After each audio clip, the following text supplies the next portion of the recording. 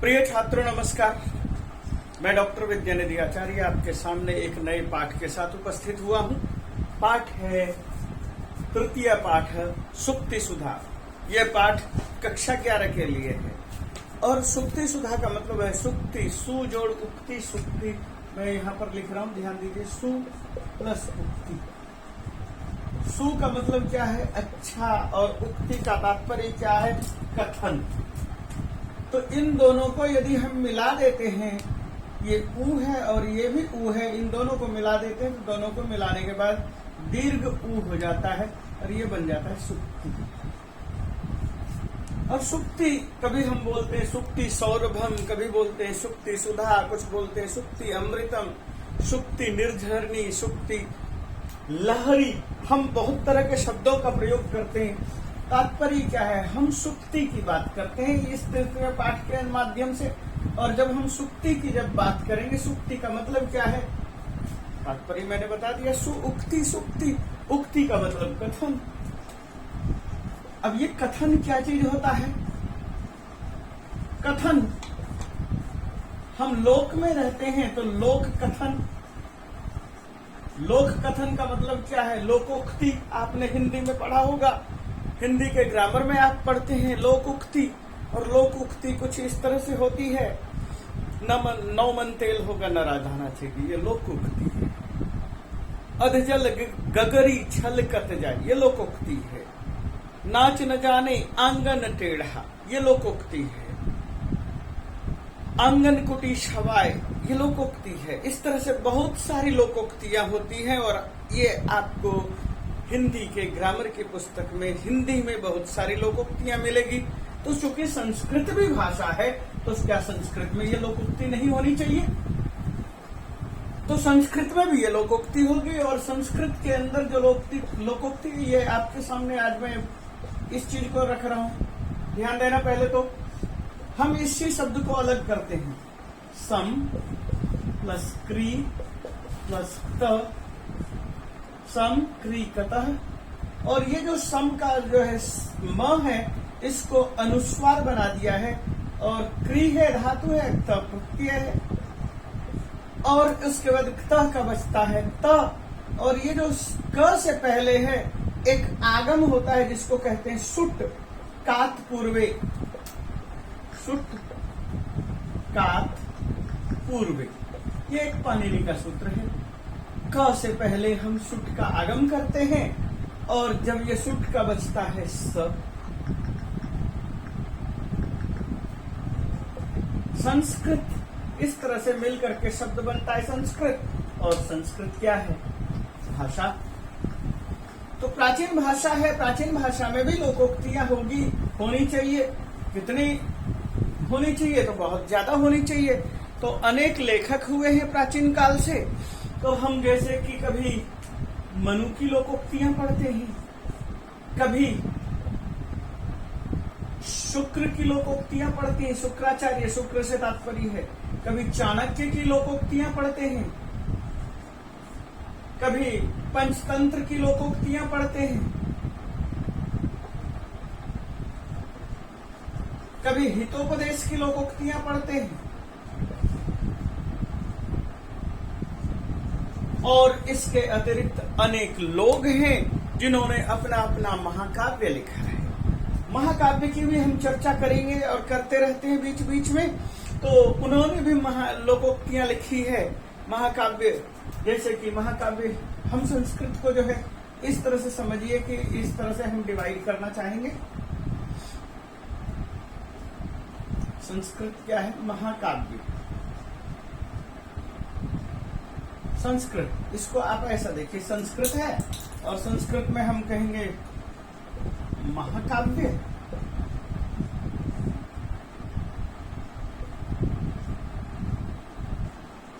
खंड काव्य और नाटकाव्य। जब हम इस तरह से बात करेंगे फिर महाकाव्य क्या होता है या इनमें क्या चीज होता है, तो हम उन चीजों की चर्चा करेंगे। तो महाकाव्य में भी हम ये बात करेंगे, महाकाव्य में भी हम बात करेंगे गद्यम, पद्यम, चंपू, जिसे हम गाते हैं गेयम इति गद्यम, सॉरी,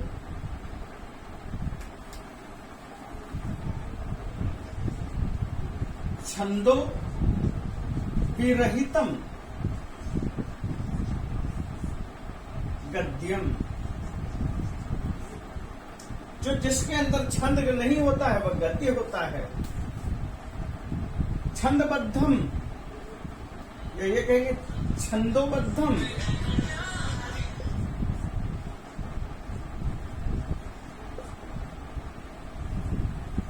पद्यम। और हम चंपू किसे कहेंगे?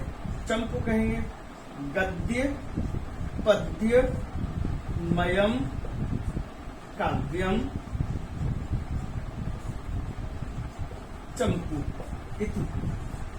तो हम इस तरह से महाकाव्यों का वर्गीकरण करेंगे। तो लेकिन इन सब में सूक्तियां होंगी। ये चीजें, छोटी छोटी चीजों को हमें समय समय पर जानते रहना है और इनकी सूक्तियां होंगी। इन सूक्तियों को हम ध्यान से पढ़ेंगे। तो अब हम ये बात करेंगे सूक्तियां कहाँ कहाँ हैं। हमारे पास ये जो पाठ है, इस पाठ में चाणक्य की सूक्तियां हैं, हितोपदेश की सूक्तियां हैं, पंचतंत्र की सूक्तियां हैं। तो पंचतंत्र चाणक्य और हितोपदेश चाणक्य आप जानते हैं, मगध सम्राट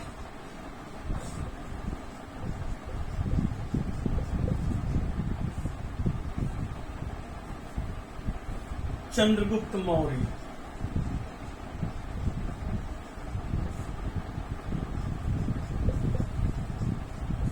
चंद्रगुप्त मौर्य है, उसके बाद बिंदुसार है,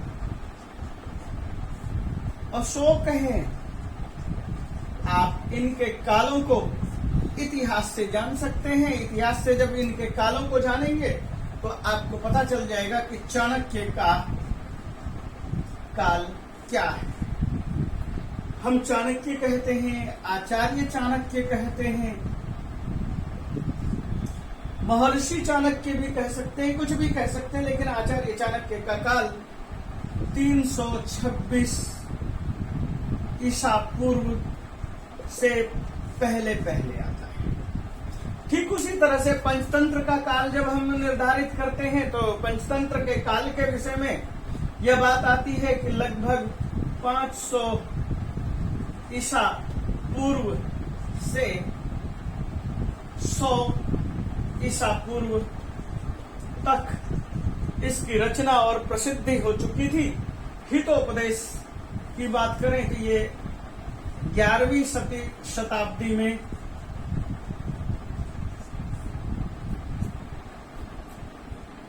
रचना की गई, नारायण के द्वारा रचना की। इनके ऊपर जो भी कुछ प्रभाव है, पंचतंत्र के लेखक का प्रभाव है। पंचतंत्र को लिखा है विष्णु शर्मा ने। ये भी मगध से जुड़े हुए थे, मगध के ही राजसत्ता की बात कर रहे थे। उनके पुत्र जो पढ़ना लिखना नहीं चाहते थे, उनकी चर्चा कर रहे थे। तो अब हम यहाँ पर श्लोक देखते हैं और उन श्लोकों में क्या कुछ कहा गया है, उन श्लोकों को देखिए। दूध लेते आएगा रे?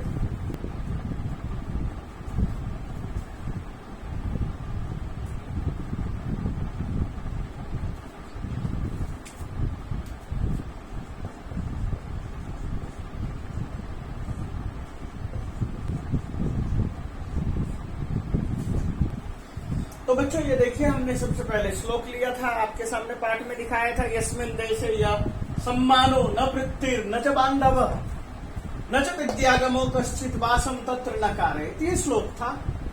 यस्मिन् देशे, जिस देश में न सम्मानो, सम्मान नहीं मिलता हो, न वृत्ति, न ही कोई आजीविका को हो, न च बांधव, न ही कोई हमारे सगे संबंधी भाई बांधव रिश्तेदार हो, न च विद्यागमो कश्चित्, न ही किसी तरह का विद्या का आगम हो, पढ़ने पढ़ाने का साधन हो।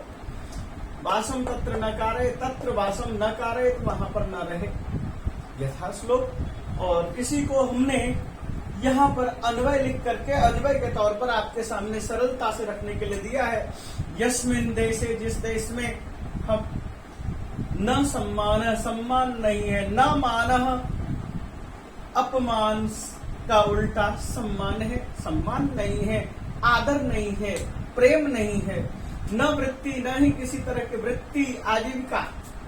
वृत्ति वृ धातु है और तिन प्रत्यय है। यह है वृत्ति, और वृत्ति में का तात्पर्य क्या है? आजीविका, भोजन आच्छादन के लिए साधन। न च बांधव, और जहां पर भाई बांधव, बंधु बांधव नहीं हो, रिश्तेदार नहीं हो, बांधव बांधव बांधवा इस तरह का रूप किया है बहुवचन में।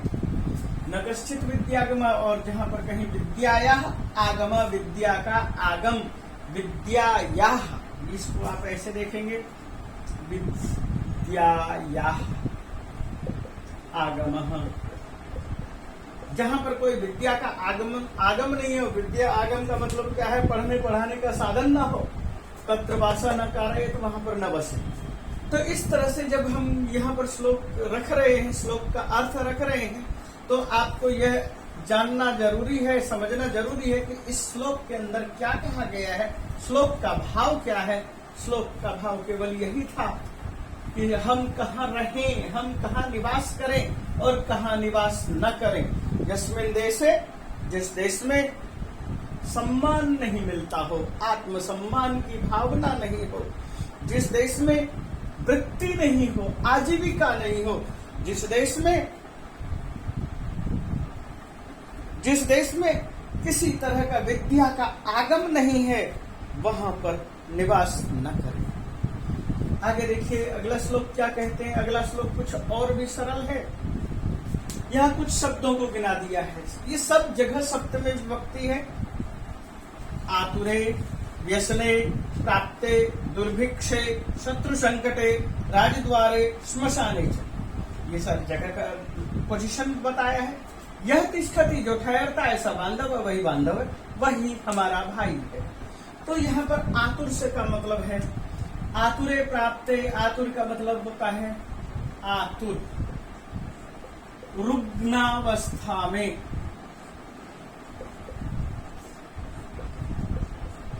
रुग्णावस्थायाम, रोगी की अवस्था प्राप्त होने पर। व्यसने प्राप्ते, व्यसन का मतलब क्या है? हमारे ऊपर छोटी छोटी आपत्तियां आ जाती है, या हम किसी छोटे मोटे बुराई में फंस जाते हैं, ऐसे में व्यसने प्राप्ते, प्राप्त होने पर, आपत्ति, छोटी छोटी आपत्ति आने पर, या छोटे छोटे व्यसन, दुर्व्यसन हो जाने पर। दुर्भिक्षे, भिक्ष स्वयं भिक्षावृत्ति ही है, और भिक्षावृत्ति यह का ही सप्तमी विभक्ति है, भिक्षे, और दुर उपसर्ग लगा दिया है। तो दुर का तात्पर्य क्या है? जहां पर भिक्षावृत्ति भी संभव नहीं हो। हर व्यक्ति को, जो भी आश्रम जीवी लोग थे, सारे के सारे आश्रम जीवी गृहस्थाश्रम पर डिपेंड करते थे। गृहस्थाश्रम से ही ब्रह्मचर्य आश्रम के लोग, वानप्रस्थ आश्रम के लोग और संन्यास आश्रम के लोग। तो चाहे वह ब्रह्मचारी है, चाहे वह वानप्रस्थी है, चाहे सन्यासी है, हर तरह के लोगों की जीविका का एकमात्र साधन गृहस्थ था, और गृहस्थ से ही हर आदमी जुड़े हुए थे। तो वहां पर भी धन का आगम गृहस्थ के पास कहां से था? कृषि बलह, खेती, किसानी। और जहां पर वे सबके घरों में जाकर के कहते थे भिक्षाम देही, हमें भिक्षा दो, क्योंकि आप हमारे अन्नदाता हैं। गृहस्थ से कहा जा रहा है भिक्षा दो। तो जहां पर भिक्षा भी नहीं मिल पा रही हो, भिक्षा भी कठिनाई से उपलब्ध हो जाए, तो दुर्भिक्ष। तो दुर्भिक्ष का मतलब क्या कहा गया? अकाल, काले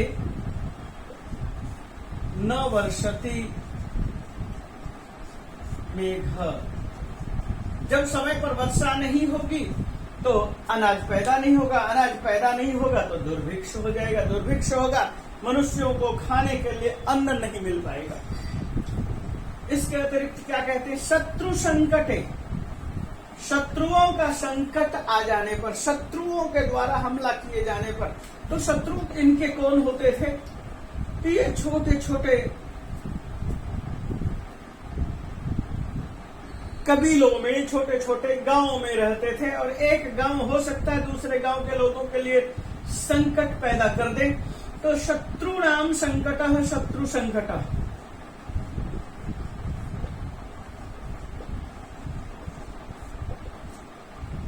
शत्रु संकट। तो शत्रु संकट का सप्तमी विभक्ति बनाया, शत्रु संकट है। राजद्वार, राजद्वार का मतलब क्या है, राज दरबार में, राज दरबार में, द्वार का मतलब दरबार और राजद्वार का मतलब राज दरबार। राज दरबार में होता था क्या, कोर्ट कचहरी आदि में। श्मशाने और श्मशान घाट में, शमशान घाट में आदमी मरने के बाद ही पहुंचता है। यतिष्ठति जो ठहरता है, सब बांधव, अब वही बांधव है। तो यहाँ एक शब्द ये आया, आतुर, दूसरा व्यसन, तीसरा दुर्भिक्ष, चौथा शत्रु संकट, पांचवा राजद्वार और छठा श्मशान। इन 6 जगह पर जो भी आपका साथ देता है वही आपका बांधव कहलाता है, भाई कहलाता है। अन्यथा वह तो बांधव नहीं हो सकता, भाई नहीं हो सकता। कुछ और भी आप संज्ञा दे सकते हैं, अवसरवादिता की तरफ ले जा सकते हैं। इसी चीज को हमने अन्वय में कहा है। यह जना जो आदमी, जो भी आदमी है, आतुर में, व्यसन प्राप्ति पर, दुर्भिक्ष में, शत्रु संकट में, राज दरबार में, श्मशान घाट में तिष्ठति खड़ा होता है, स बांधव इति उच्यते, उसी को बांधव कहा जाता है, उसी को भाई कहा जाता है। और अब मैं अगला श्लोक आपके सामने रख रहा हूं। तो बच्चों देखिए, तीसरा श्लोक ये है, शुरू होता है, को अति भार समर्थानाम किम दूरम व्यवसायिनाम, को विदेश सविद्यानाम और क प्रिय प्रियवादिनाम। श्लोक बड़ा सरल है। समर्थानाम अति भार का, समर्थ लोगों के लिए बहुत भार क्या मायने रखता है। तात्पर्य है कि हाथी बहुत ज्यादा समर्थ है, उसके पास, उसकी पीठ पर यदि 10 शेर, 5 शेर, 1 मन यदि ज्यादा भी वजन रख दिया जाए तो उससे क्या फर्क पड़ता है। ट्रेन में आप कितना ही वजन लोड कर दो, उससे क्या फर्क पड़ता है। समर्थ के लिए अति भार कोई मायने नहीं रखता है। व्यवसायी नाम, जो व्यवसाय करने के लिए निकल चुका है, व्यवसाय एवं, व्यवसाय ही आजीविकाया साधनम, आजीविका का साधन है। व्यापार ही आजीविका का साधन है। यहाँ समर्था नाम में देखिए षष्ठी विभक्ति है और व्यवसायी नाम में भी षष्ठी विभक्ति बहुवचन है। यहाँ भी षष्ठी विभक्ति बहुवचन, आगे भी षष्ठी विभक्ति बहुवचन है। तो क्या कह रहे, किम दूरम व्यवसायी नाम, जो व्यवसाय के लिए आ चुका है, जो व्यापार के लिए चल पड़ा, और व्यापार के लिए चलने वाले लोगों के लिए दूरम किम, दूर क्या है, 2 किलोमीटर, 5 किलोमीटर, 1000 किलोमीटर कोई मायने नहीं रखता। आपको बताएं कि प्राचीन काल में भी सिल्क रूट से लोग थाईलैंड से लेकर यूरोप तक यात्रा किया करते थे, व्यापार किया करते थे। तो कहाँ थाईलैंड है और कहाँ यूरोप है, आप देखिए कितनी दूरी है। सिल्क रूट से वे एक जगह से दूसरी जगह जाते थे। तो व्यवसाय करने के लिए जो जाने वाले लोग हैं उनके लिए दूरी क्या है। सविद्यानाम, विद्यावान, विद्या युक्तः सविद्या, और सविद्यानाम तेषाम सविद्यानाम, जो विद्या युक्त है, विद्या से युक्त है, उसके लिए कहा गया जो विद्वान है उनके लिए विदेश, कह विदेश, विदेश क्या चीज है, जो पढ़ा लिखा है, ज्ञानी है, जिसको अनेक भाषाओं की जानकारी है, उसके लिए यहाँ क्या और वहाँ क्या। तात्पर्य है कि जिसको, मान लीजिए आपको अंग्रेजी आती है तो आपके लिए भारत क्या और इंग्लैंड क्या और अमेरिका क्या, सब कुछ एक समान है। प्रियवादिनम, जो प्रिय बोलने वाले हैं, कह अप्रिय, जो मीठा बोलने वाले हैं, मधुर व्यवहार करते हैं, उनके लिए अप्रिय, कह अप्रिय। अप्रिय क्या होता है, उसके लिए अप्रिय तो कुछ होता ही नहीं। तो इसी चीज को यहाँ पर श्लोक का अन्वय हम यहाँ दिखा रहे हैं। समर्थानाम कह अतिभार, समर्थ के लिए, ताकतवर के लिए अतिभार, कह अतिभार, अधिक भार क्या, यानी कुछ नहीं। व्यवसायिनम, व्यवसाय करने के लिए निकलने वाले लोगों के लिए, किम दूरम अस्ति, दूर क्या चीज है, अर्थात कुछ नहीं। सविद्यानम, विद्वान पुरुषों के लिए, पढ़े लिखे लोगों के लिए, अनेक भाषा भाषी लोगों के लिए, अनेक तरह के ज्ञान कला कौशल से युक्त लोगों के लिए, कह विदेश, विदेश क्या चीज है, कुछ भी नहीं। प्रियवादी नाम, जो मधुर व्यवहार रखते हैं, प्रिय बोलते हैं, मधुरम वदेत का ही हर समय ध्यान रखते हैं, उनके लिए कह अप्रिय भवति, कौन तो अप्रिय होता है। अप्रिय का मतलब क्या है, न प्रिय, जो प्यारा नहीं उसे कहेंगे अप्रिय। तो हर व्यक्ति उनके लिए प्रिय ही होता है, अप्रिय नहीं होता है। अच्छा, यहाँ पर हम एक चीज आपके सामने संधि रख रहे हैं। संधि क्या है, वो कह है, फिर है अतिभार। यहाँ पर जो क और अतिभार है, कह का जो विसर्ग है, विसर्ग को ओ में बदल दिया और ओ के बाद यदि अ है तो उसको हटा दिया जाए, ये पोजीशन है। तो ये इस चीज को क्या कहते हैं, पूर्व रूप संधि। इसी तरह से क विदेश सविद्यानम, क प्रिय अप्रिय, ये शब्द भी ठीक उसी तरह से है। यहाँ पर भी आप देख सकते हैं कि कह प्लस अप्रिय, और यहाँ पर भी यही हुआ, विसर्ग को ओ हो गया और अ के बाद ये अ को हटा दिया, ये पोजीशन है। तो अप्रिय ये शब्द आया। तो ये जो चीजें हैं, ये दोनों के दोनों पूर्व रूप संधि के उदाहरण हैं। और हम आपके सामने परीक्षा के तौर पर बहुत सारे संधियों को जब आपके सामने रखते हैं, इस तरह के संधियां रखते हैं और कुछ अनेक तरह के उत्तर देते हैं, 4 उत्तर देते हैं, उनमें से एक उत्तर छांटना होता है। आपको यदि सही ढंग की जानकारी है तो आप उसको सही उत्तर लिख देते हैं। सब जगह समर्थानाम, व्यवसायी नाम, सविद्या नाम, प्रियवादी नाम, सब जगह पर षष्ठी विभक्ति बहुवचन है। ये मैं आपके सामने रख चुका हूँ। तो इस श्लोक को मुझे लगता है कि आपको अच्छी तरह से समझ में आ गया। आगे देखते हैं, यहीं पर मैंने बोर्ड पर एक श्लोक और लिखा हुआ है और वह है काचः कांचन संसर्गात् धत्ते मरकतिम द्युतिम तथा सत्सन्निधानेन मूर्खो याति प्रवीणता। इसका क्या मतलब है, काचः, कांच, काचः कांच, कांच हम लोग बोलते हैं, कांच शब्द संस्कृत में है और इसको हम क्या कहेंगे, शीशा।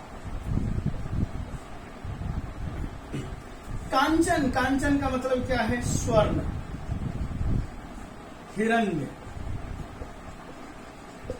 सोना। संसर्गात, संसर्ग से, संसर्ग का मतलब साथ देने से। मरकतिम द्युतिम धत्ते, मरकत मणि की द्युति की चमक को धत्ते धारण कर लेता है। कांचन के संसर्ग से कांच मरकत की द्युति को धारण कर लेता है। तात्पर्य क्या है, सोने के साथ में रहने से कांच भी, शीशा भी मरकत की मणि की तरह से चमकने लगता है।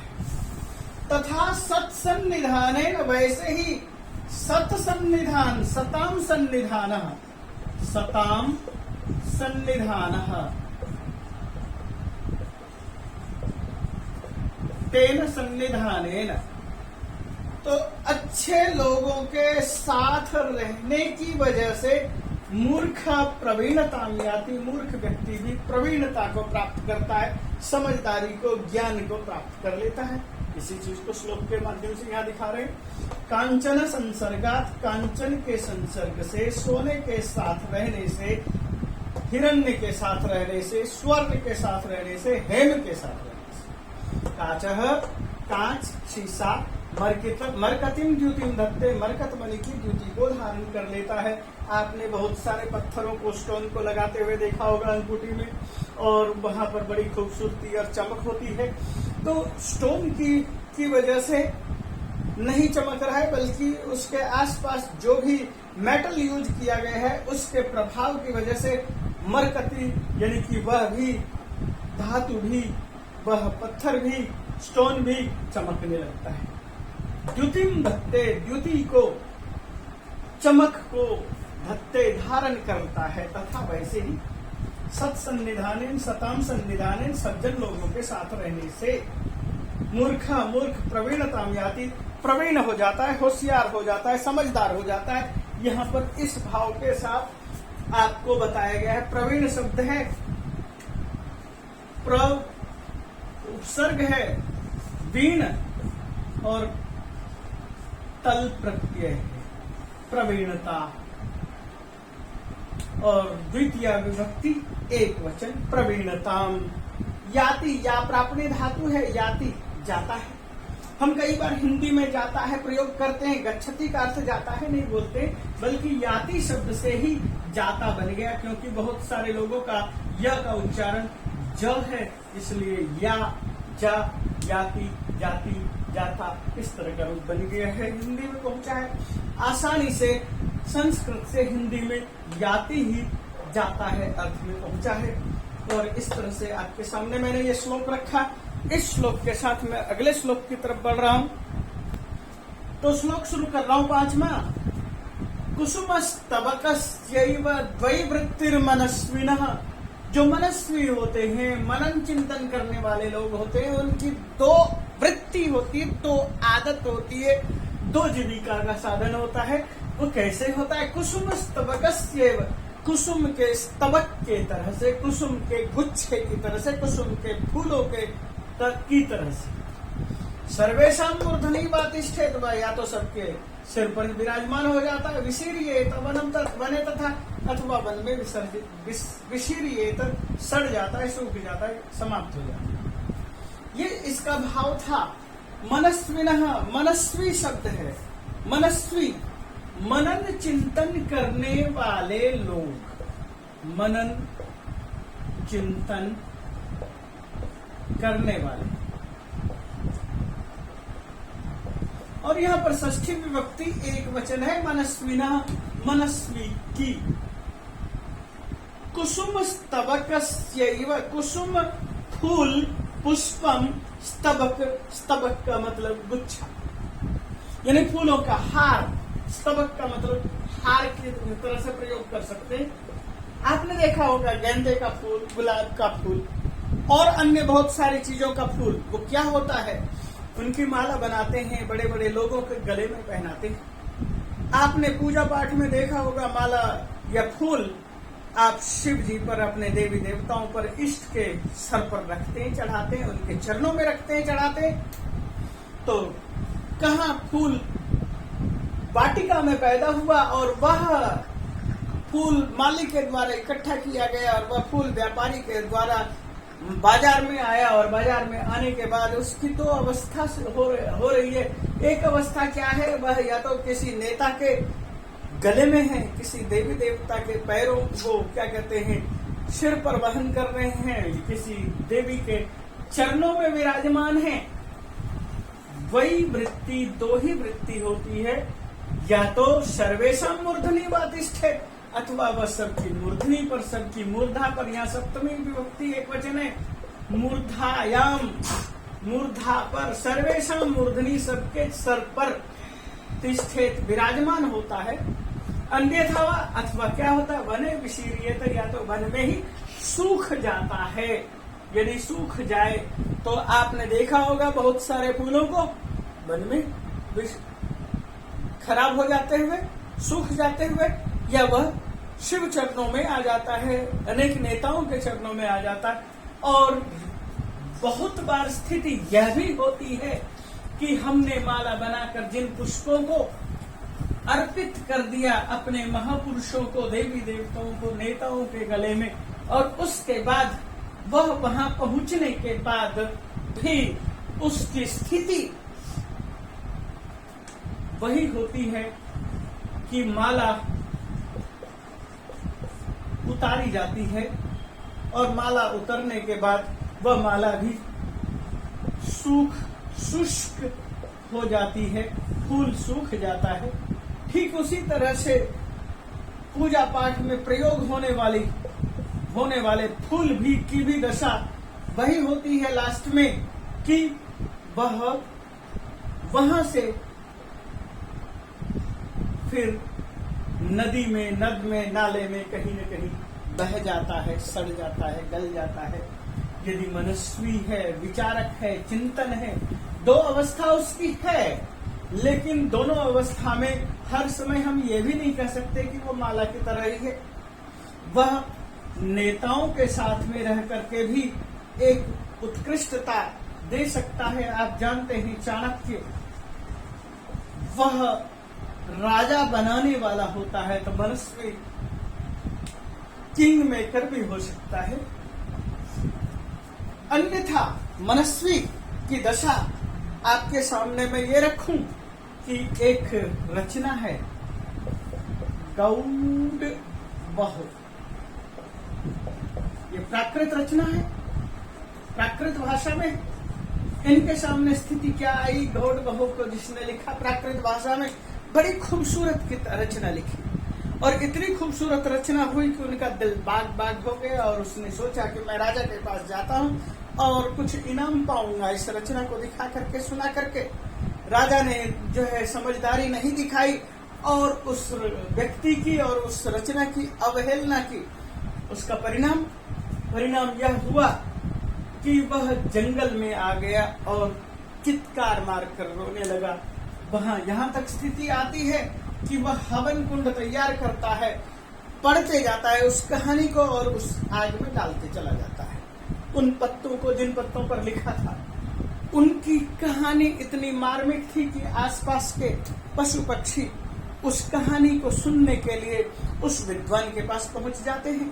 धीरे धीरे जंगल खाली होता चला जाता है और जंगल के सभी पशु उसी विद्वान मनस्वी के, कवि के आश्रम के पास पहुंच जाते हैं। और उसके बाद धीरे धीरे गांव के पशु भी खाली हो जाते हैं, और गांव के बाद राजाओं के, राजघरानों के भी पशु जो थे बाड़े से निकलकर चरने के लिए गए थे, वे भी वहां से धीरे धीरे सट कर उसी वन में पहुंच जाते हैं।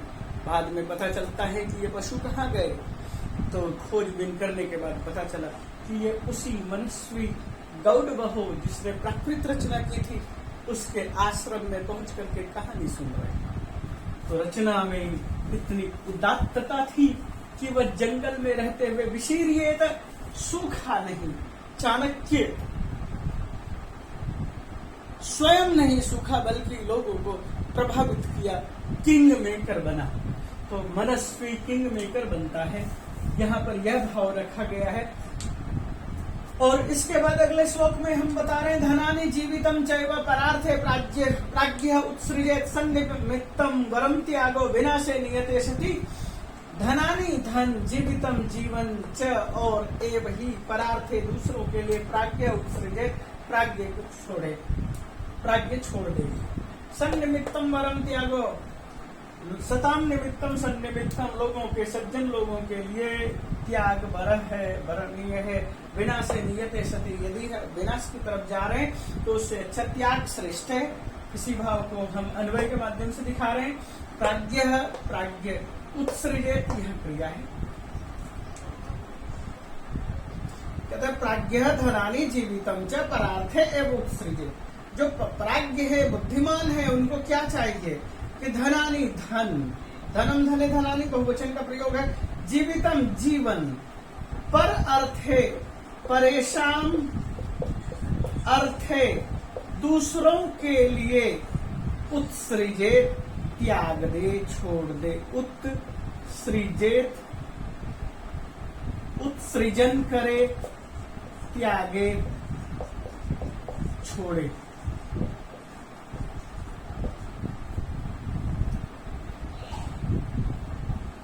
ये भाव है, क्योंकि विनाशे नियते सति, विनाश आने पर सन्निमित्तम त्यागः वरम, त्याग ही श्रेष्ठ है। विनाश आ जाने पर त्याग श्रेष्ठ है। सन्निमित्त, और किसके लिए? सताम निमित्त, सज्जनों के निमित्त, सज्जनों के लिए, सज्जनों के कारण, सज्जनों की सुविधा के लिए हम क्या करें कि त्याग को ही अपनाएं। यही मूल भावना है, इसी चीज को हम आगे बढ़ा रहे हैं। तो बच्चों ये श्लोक नंबर 7 देखिए। षड्दोषा पुरुषेण यह हातव्या भूति मिच्छता, निद्रा तंद्रा भयम क्रोधम आलस्यम दीर्घसूत्रता। भयम क्रोध आलस्यम दीर्घसूत्रता। यहाँ पर क्या बताया? भूति में इच्छता। भूति का मतलब क्या? भूति का मतलब धन, संपत्ति, समृद्धि। भूति का मतलब वैभव। भूति का मतलब सुख के संपूर्ण साधन। भूति का मतलब है वस्तु। भूति का मतलब धन से युक्त होना, वैभव से युक्त होना, संपदा से युक्त होना।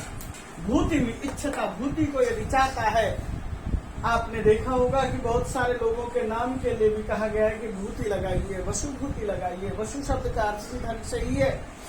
तो भूति में इच्छता, जो इच्छा करता है, भूति चाहता है। भूति में इच्छता तृतीय व्यक्ति का एक वचन है।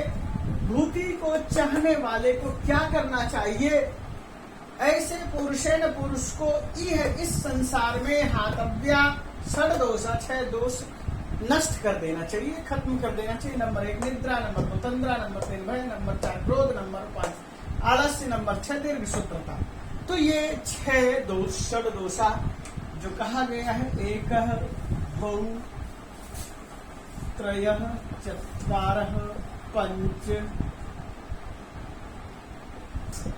6, ये 6 दोष त्याग देने चाहिए। तो इसी चीज को हमने यहाँ पर श्लोक में अन्वय के माध्यम से दिखाया। भूति में इच्छता, यदि भूति चाहते हैं, यदि धन संपत्ति चाहते हैं, ऐश्वर्य चाहते हैं, ऐसे पुरुष है न, पुरुष के द्वारा क्या करना चाहिए? यहाँ इच्छता शब्द तृतीय व्यक्ति है, यहाँ भी तृतीय व्यक्ति है। पुरुष को, ऐसे पुरुष को जो कि भूति में इच्छता ते हातव्य, ये भूति में इच्छन्ति ते तान, उनको क्या करना चाहिए? निद्रा छोड़ देनी चाहिए, नींद लेते रहना, बहुत ज्यादा सोना, ये त्यागना चाहिए। तंद्रा, निंद्रा, नींद, ये शब्द नींद के लिए प्रयोग हुआ। और तंद्रा का मतलब है कि बस उठ रहा हूं करते हुए पड़े रहते हैं, ऐसी अवस्था को त्यागना चाहिए। भयम, भय त्याग देना चाहिए, हर समय डरपोक बने वाली अवस्था को त्याग देना चाहिए। क्रोधम, क्रोध नहीं करना है, इस बात का ध्यान रखना चाहिए। आलस्यम, हम अपने आलस्य को त्यागे। ये सारे के सारे व्यक्तिगत गुण हैं या दोष हैं। इन दोषों को षड्दोषा कहा है। इन दोषों को पुरुषेण हातव्या, दीर्घ सूत्रता, आज की बात को कल पर टालने की जो इच्छा होती है, भावना होती है, उसको, जैसे कि कहते हैं अकल करे सो आज कर, आज करे सो अब, पल में प्रलय होएगा, बहुरी करेगा कब। इस भावना के साथ चले। और इस दीर्घ सूत्रता की भावना, वो दीर्घ सूत्रता की भावना क्या है कि वह व्यक्ति जो ये चाहता है, आज करे सो कल कर, कल करे सो परसों, अभी लगी का चिंता, जीना है बरसों, जो इस तरह की भावना वाले हैं, दीर्घ सूत्रता है। आलस्य, दीर्घ सूत्रता, निद्रा, तंद्रा, ये एक ही चीजों के धीरे धीरे पर्यायवाची शब्द बताए गए हैं। 4 चीजें गिना दी गई हैं। और ये आलसी, निठल्ले, निकम्मे, इस तरह के लोगों की बातें कर रहे हैं कि ऐसे लोग एते षड्दोषा, ये 7-6 दोष पुरुषेण हातव्या, पुरुष को छोड़ देना चाहिए। इस भाव को लेकर के यहाँ पर ये श्लोक रखा गया था। और इसके बाद यह दीर्घ सूत्रता शब्द था, दीर्घ सूत्री शब्द बनाया, दीर्घ सूत्र, और दीर्घ सूत्र में तल प्रत्यय करके दीर्घ सूत्रता शब्द बनाया। और उसके बाद अगला श्लोक हम देखते हैं।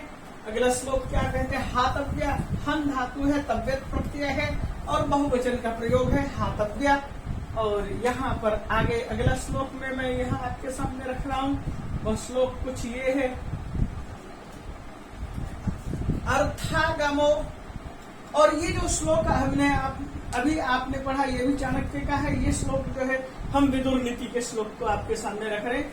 अर्थागमो, अर्थ का आगमन। नित्यम अरोगिता च, नित्य ही अरोगी रहना। प्रिया च, भार्या पत्नी प्रिय होनी चाहिए और प्रियवादिनी, प्रिय बोलने वाली हो। वश्यश्च पुत्र, उसका पुत्र उसके वश में हो। अर्थ करी च विद्या, और उसकी विद्या अर्थ देने वाली हो। षड जीवलोकस्य, जीवलोक में 6 सुखानि राजन, हे राजन 6 सुख है।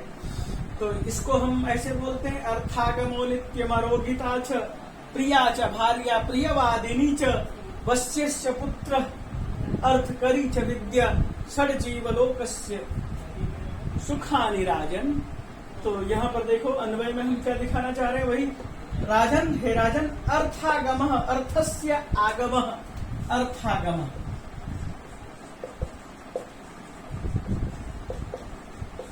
या अर्थानाम आगमः। अर्थ का मतलब क्या है, धन।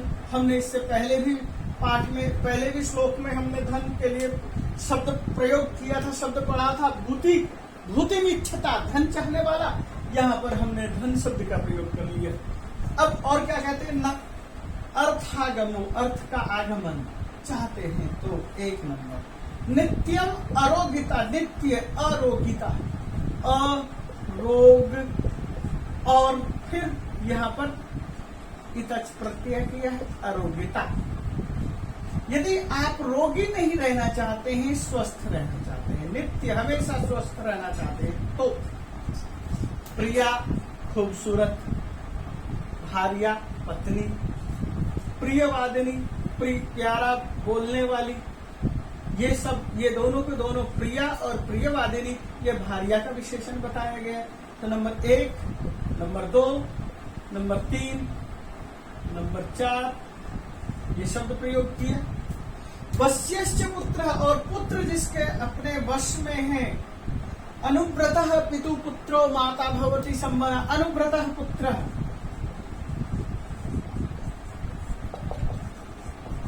पुत्र जिसकी बात सुन रहा है, सुनता है।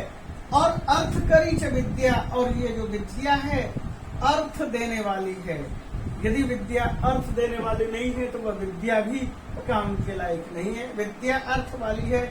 ये जो चीजें कही गई है, षड जीवलोकस्य, जीवलोक में, इस संसार में, इस मर्त्यलोक में, षट सुखानी 6 सुख हैं, सुख के 6 साधन हैं।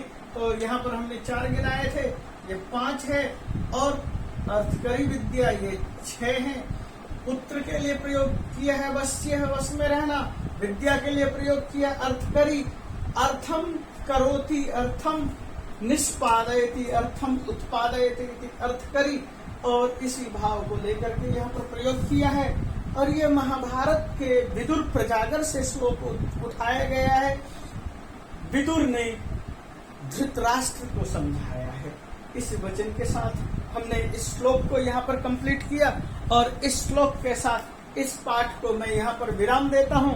तो प्रिय बच्चों, इसके लिए आपने ध्यान से सुना इस पाठ को, इसके लिए बहुत बहुत धन्यवाद। इस पाठ को आपको क्या करना है, सुनना है, बार बार सब्सक्राइब भी करना है, जिससे कि पाठ आप खुद पढ़ें, दूसरे साथियों को समझाएं, पढ़ाएं, और आगे भी इस पाठ को अन्य लोगों तक पहुंचा सकते हैं।